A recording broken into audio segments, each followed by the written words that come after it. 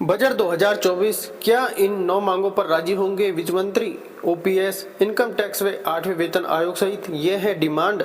JCM staff side के सचिव और एआईआरएफ के महासचिव शिव गोपाल मिश्रा ने 21 जून को केंद्रीय मंत्री निर्मला सीतारमण को पत्र लिखा है।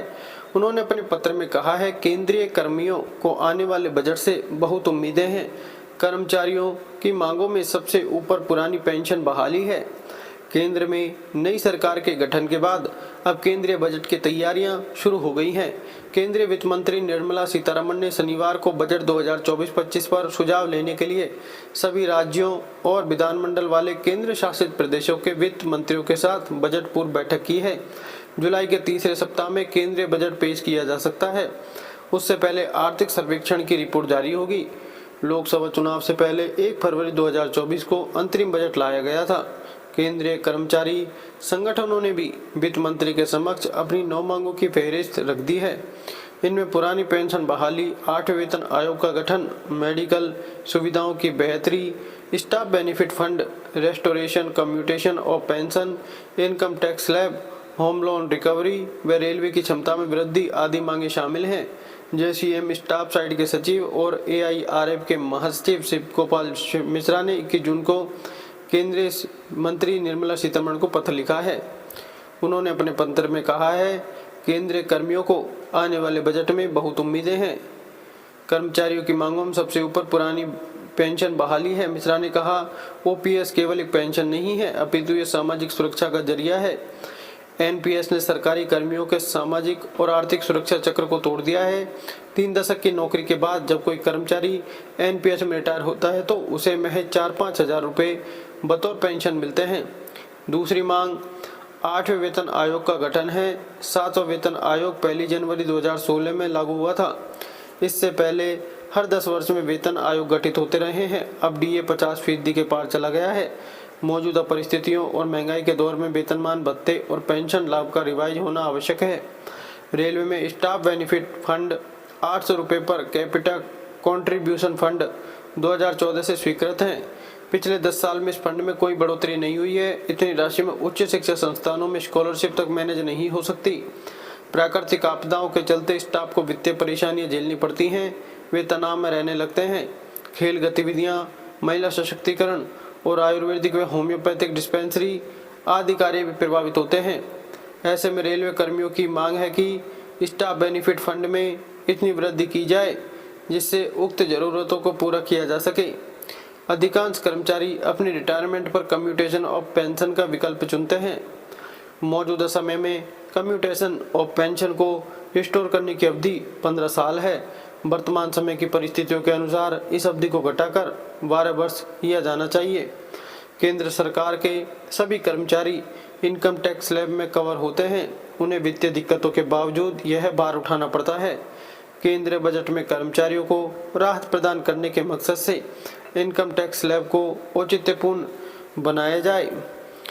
नए टैक्स ढांचे से स्टैंडर्ड डिडक्शन 88C के तहत डिडक्शन और अन्य छूट प्रदान कर कर्मियों को सेविंग के लिए प्रोत्साहित किया जाए। यह कदम सरकार के लिए भी लाभप्रद होता। इससे सरकार के बड़े इंफ्रास्ट्रक्चर प्लान को गति मिलेगी। रिटायरमेंट के बाद पेंशन पर भी टैक्स लगता है। बुढ़ापे में मेडिकल का खर्च इतना ज़्यादा हो जाता है कि सारी पेंशन उसी पर खर्च हो जाती है। बढ़ते खर्च में कमाई का कोई जरिया नहीं होता। ऐसे में वित्त मंत्री से आग्रह है कि पेंशनर को आयकर के दायरे से बाहर रखा जाए। केंद्रीय कर्मियों के लिए मेडिकल सुविधाएं बढ़ाई जाएं।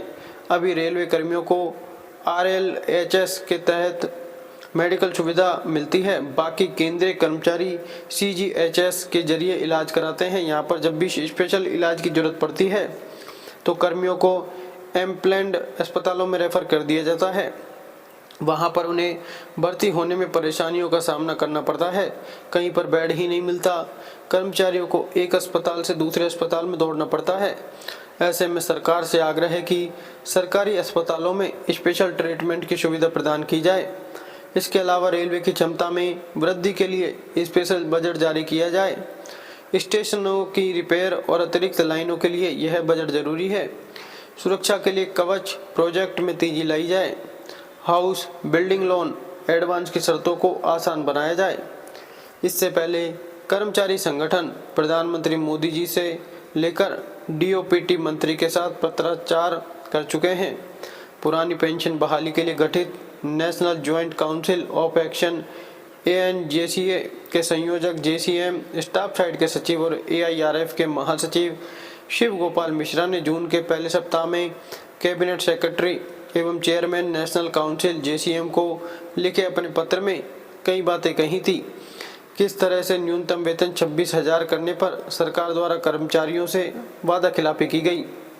मंत्रियों की कमेटी ने आश्वासन देकर हड़ताल वापस करा दी। बाद में कर्मियों को कमेटी की तरफ से जो भरोसा दिया गया था वह तोड़ दिया गया। अतीत के कई प्रसंगों की याद दिलाते हुए मिश्रा ने कैबिनेट सचिव से आग्रह किया है कि अविलंब 8वें वेतन आयोग का गठन किया जाए।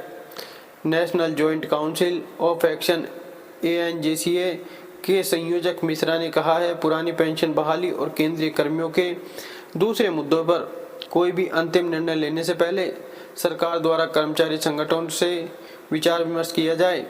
कर्मचारी केवल ओपीएस बहाली चाहते हैं। मिश्रा ने अपने पत्र में लिखा, लगभग 10 लाख रिक्तियों के साथ केंद्र सरकार के कर्मचारियों की संख्या पिछले दशक से कम होती जा रही है। मौजूदा कर्मचारियों पर काम का भारी दबाव है। वर्ष 2020-21 के दौरान केंद्र सरकार के कर्मचारियों के वेतन और भत्ते का वास्तविक व्यय कुल राजस्व व्यय का केवल 7.29% है। पेंशन भोगियों के संबंध में पेंशन पर वास्तविक व्यय कुल राजस्व व्यय का लगभग 4% है। पूर्व के वेतन आयोग द्वारा यह सिफारिश भी की गई है कि मैट्रिक्स की 10 साल की लंबी अवधि की प्रतीक्षा किए बिना समय समय पर इसकी समीक्षा की जा सकती है। इसकी समीक्षा और संशोधन एक्रोयड फॉर्मूले के आधार पर किया जा सकता है। लेटेस्ट और अच्छी अपडेट्स के लिए चैनल को सब्सक्राइब जरूर करें। धन्यवाद।